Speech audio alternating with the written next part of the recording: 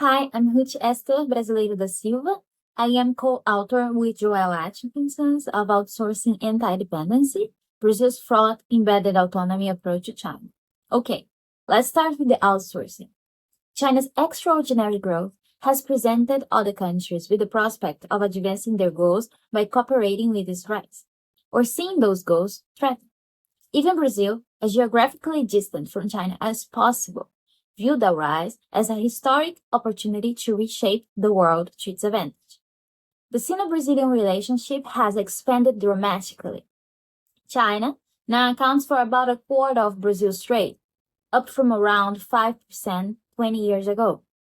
The two work together to promote multipolarization, raise BRICS influence, and restrain U.S. financial and diplomatic power while expanding their own.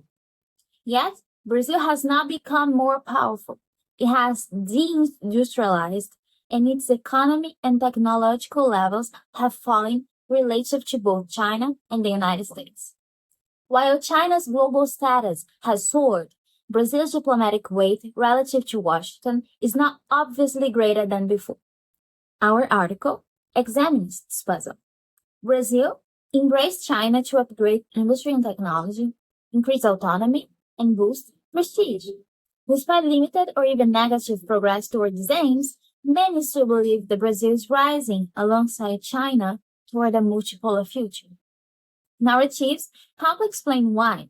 Building on Rodrigues Vieira's embedded nationalism and Evans' embedded autonomy, we argue that Brazil pursues an embedded autonomy approach to international relations, seeking to change the international regime more than be changed by it. In this narrative, the United States is the main obstacle, China, part of the solution.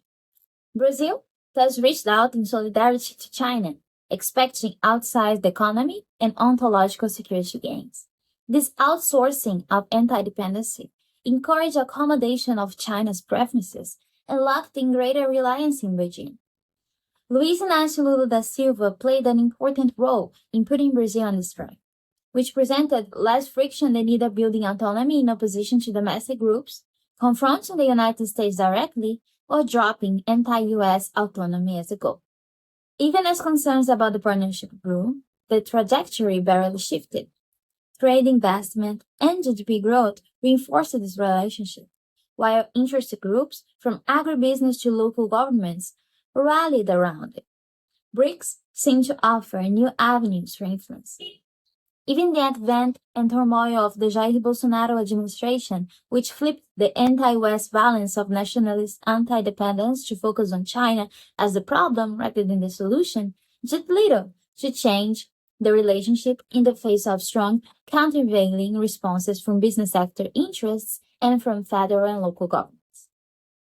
Brazil has cast China as the source of the autonomy, development, and status it lacks, cementing an asymmetric partnership. Lula's return has seen renewed cooperation with China, even as its discontent grows and more Brazilian questions whether the relationship serves national interests. U.S. President Trump's extraordinary conflict with Lula has reinforced Brazil's embedded autonomy framework, pushing Lula to double down on what he described as indestructible ties with Beijing. So this narrative of embedded autonomy continues to sustain the Sino-Brazilian international regime despite a widening gap between goals and results, at least on Brazil's part. In one sense, Brazil was not wrong about China, but too right. It saw a fellow revisionist seeking greater autonomy from the U.S. But China's power grew faster and higher than Brazil imagined. Rather than solidarity, Beijing prioritized its own autonomy at Brazil's expense, exploiting the very channels the partnership had created. Recasting the relationship with China is politically costly, polarizing, and increasingly difficult, especially with Trump back in Washington. Brazil's case offers a warning to other states whose approach to China is driven more by their history with the U.S. than by a cleared-eye view of Beijing's growth, power, and influence. Regime building among autonomy maximizers, especially with a far more powerful, less liberal partner like China, is inherently fraught, As Brazil's case suggests, it can deliver national autonomy and not more. Alright, so that's the short version. Thank you for watching. Please go ahead and read our article, which lays out the argument in full with all the details and supporting information. Thank you.